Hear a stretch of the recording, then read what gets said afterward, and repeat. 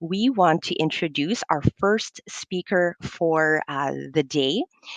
Her name is Dr. Ann Katz, and she is a clinical nurse specialist here at CancerCare Manitoba, and she is just lovely and will be presenting her talk on Let's Decide Together, Shared Decision Making. So Ann, if you're there, you can take it away.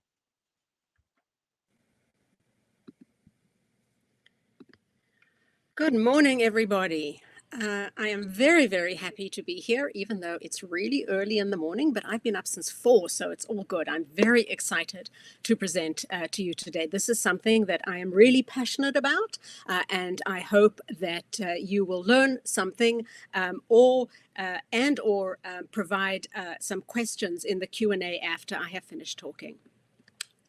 So, shared decision making is something that is really, really important in cancer care, really, as well as all other diseases and conditions. So today I'm going to describe what shared decision making is, talk a little bit about when it's appropriate and when it's not appropriate, as well as the advantages and challenges of shared decision making.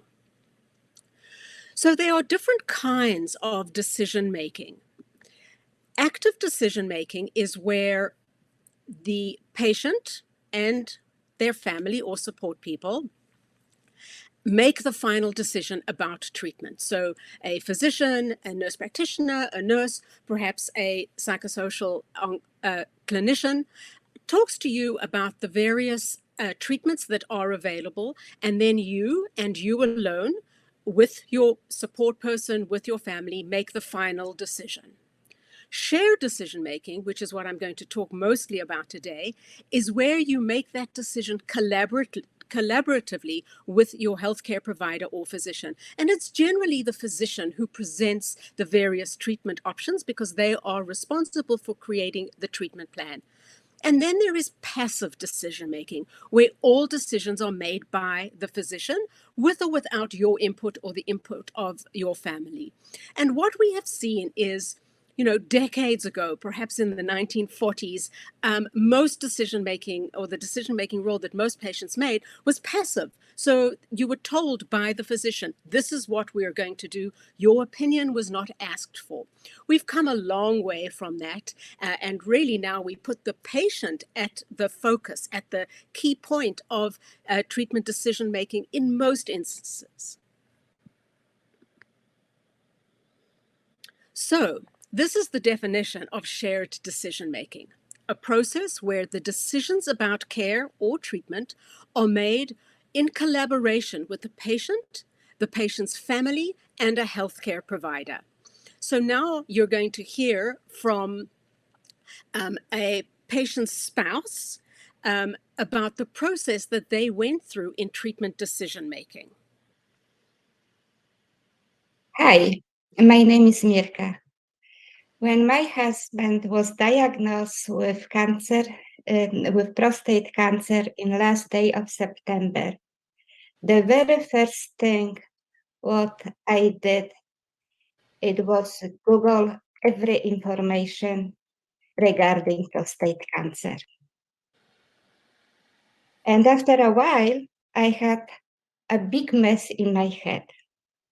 I stopped to analyze the information which I was reading. I stopped to separate the facts based on the relevance to my husband's condition. I just had too much information in my head.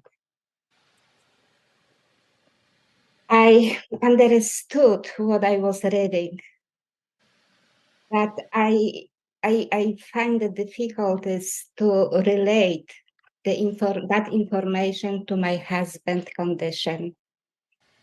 I tried to help him. I tried to tell him everything what I knew. And he said that you talk too much. I don't need to know about it. That's why the doctors are there. My answer was, yes, but it's you who must make the decision about the treatment, how you will do it. and he got upset about the whole situation. Things just didn't work. And that was the time when I decided to ask for help, for a professional help.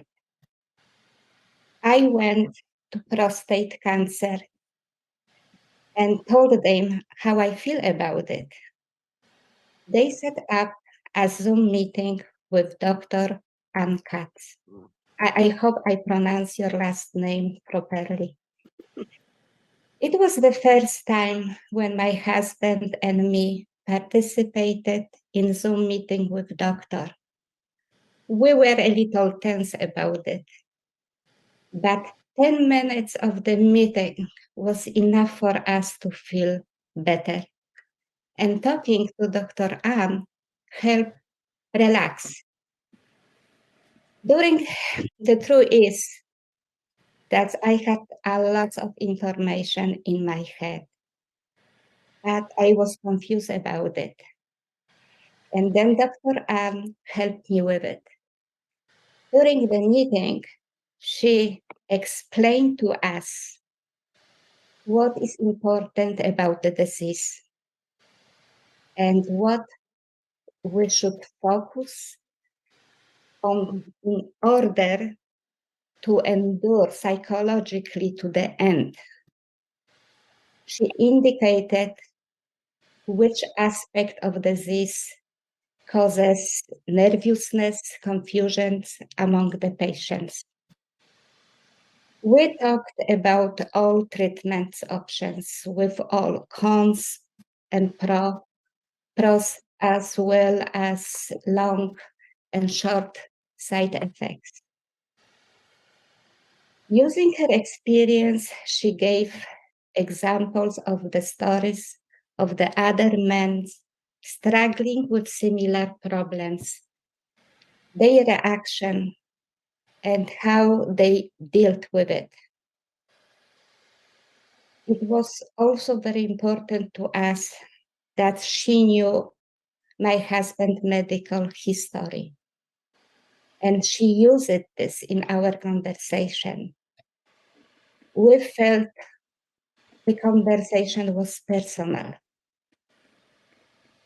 We talk about the difficulties that concern my husband and how he feels about it. I felt, I think I may say we both felt that it was not about the general information which you can find in the books, booklets, and on website. Dr. Ann couldn't make decision for us about the treatment, but she helped us make it by giving us important information. Finally, I would like to say that I work at a research institute of cancer care. Therefore, this area of life is not unfamiliar to me. I work with ascites fluid samples donated by ovarian cancer patients, from which I isolate cancer cells to grow. However, feelings change if a loved one gets cancer. And then we find out that we are not that strong and that we need friends. And the most important, we need help, professional help. Thank you. So I want to thank Mirka very, very much for doing that. I didn't even have to pay her to say nice things about me. So thank you very much, Mirka. So some studies have been done about which roles patients and their family, and whenever I say patient, I'm also talking about the person and their family, support person, spouse, whatever. So patients, this study looked at the preferred and then the perceived role So what they said initially, the role they wanted to play, and then after they went through a discussion with their doctor, what they thought the role was that they played. So you can see here that 25% wanted to play an active role, and what happened in real life was even more, 27% felt that they had played an active role. So that's where the decision is made based on information from the physician, but that decision is made themselves. And then look at the shared role, which I think is really interesting here. 46%, so almost half, said they wanted to play a shared role, and yet less actually felt that way after they'd been through the treatment making conversation with the physician, which I think is really interesting. And then you can see here, some preferred to make a passive role. And I often see this with some of the older, particularly gentlemen, that, somebody in their 70s, 80s, or beyond really has just grown up in a different time and is quite happy for the physician to make the decision. So that's where the patient is making a passive role. So 27% said that they wanted to play a passive role. And what really happened is that even more felt that they had played a passive role.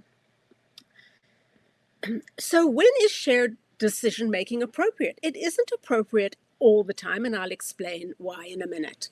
So it's appropriate where there are multiple options for treatment. And this is what happened in the case of Mirka and her spouse, where there were different treatment options available for a man newly diagnosed with prostate cancer. This is extremely common, where there are different treatment options, all of which essentially will provide a good outcome. When there is uncertainty of the outcome or the evidence, so this is where a physician or a nurse practitioner will say, look, we really don't know. This treatment will do this. However, that treatment may also do that. We just don't have good evidence. When the impact of the decision is high, so when the treatment has a high risk of really bad side effects, perhaps the treatment is very, very new and we don't have full information yet. So there is a risk that the patient is going to experience a side effect that we did not know about. When there is no best option, so this may happen where the treatments all have lots and lots of side effects, and one is not better than the other. It's appropriate when there is a long time frame to make a decision. So, for example, in the case of men with prostate cancer, this is generally a slow-growing cancer, so a decision does not have to be made urgently. When there is a trade-off involved in the decision, yes, this will happen, but that will also happen as well. So perhaps the decision needs to be made based on the quality of life. And some would suggest that every decision needs to be a shared decision. So what are the advantages of shared decision making? And these really are advantages for both us as healthcare providers as well as the patient and their family. Better knowledge, always a good thing. And you heard Mirka there talking about how she got so much information off the internet that she was actually confused. So sometimes often shared decision making really helps you sort out all the information that you find. Important, the patient will have more realistic expectations. We also know that shared decision making ends up with enhanced patient satisfaction. And that's really, really important, that the patient is satisfied with the care they receive.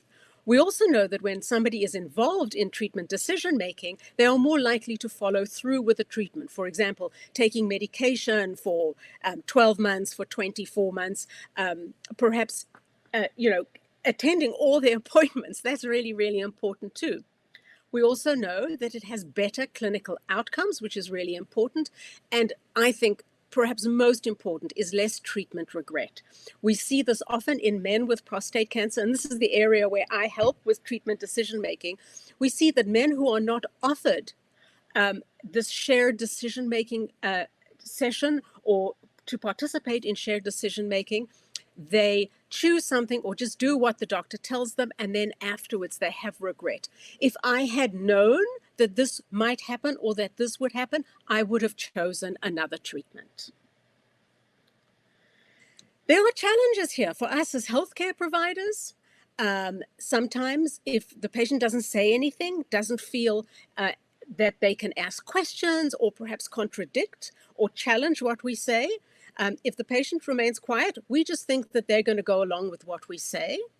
Sometimes, and this is not good, the healthcare provider assumes that, everything that has to be considered is just too complicated for the patient, so we don't involve them.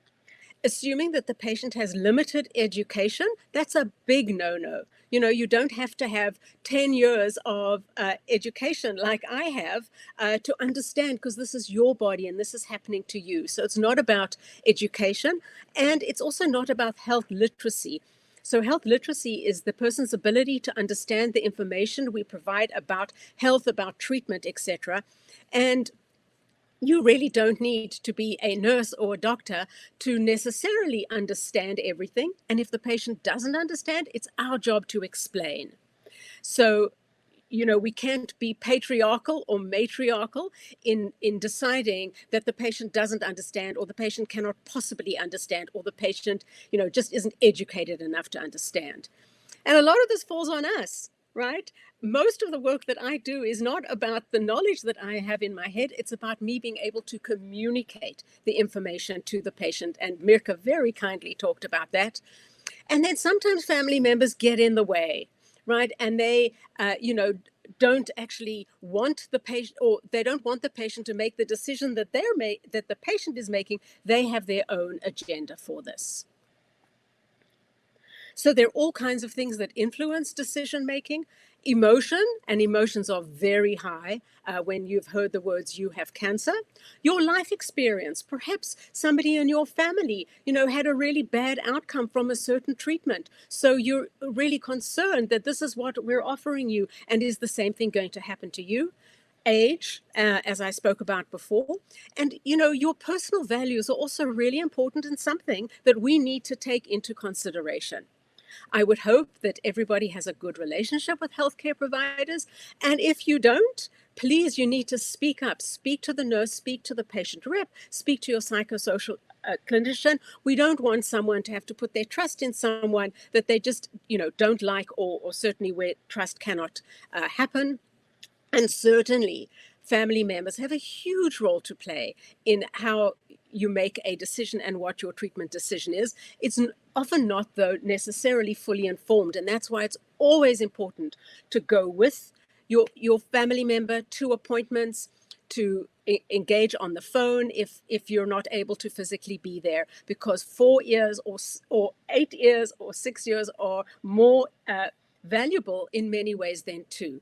And also remember that as treatment goes on, and most treatments are quite extensive in time, your treatment decisions or what you're willing to put up with might change. So you don't always have to, stick to something if it's not going well for you. So this is just a diagram that really encapsulates everything that I've talked about. In the top are all the factors that impact on the individual, and then there are the healthcare provider factors that impact on treatment decision making. Uncertainty is a key experience of cancer, or of any illness for that matter. And, healthcare decisions all contain uncertainty because we cannot guarantee anything. But it's really important for us as healthcare providers to admit that there is uncertainty for us as well. And that admission really helps for patient and family engagement, as well as to strengthen the relationship that we have with our patients. So just before we get to the Q&A, this is really what I would hope you would take home with you. That patients and their family members are entitled, and I would suggest really should, participate in shared decision making. So if someone is not inviting you to make that decision jointly, you need to ask, why not? However, there are certainly instances, for example, in somebody diagnosed with an acute leukemia or something really, really urgent where treatment has to start immediately. We may not be able to go through that shared decision making, which by virtue of its nature is going to take some time. And then, of course, we always, always, always have to remember as healthcare providers that this is not happening to us, this is happening to the patient, and your preference is very, very important. So thank you for listening to my very, very rushed presentation. Thanks so much, Dr. Katz. Have a good rest of your day. Thank you.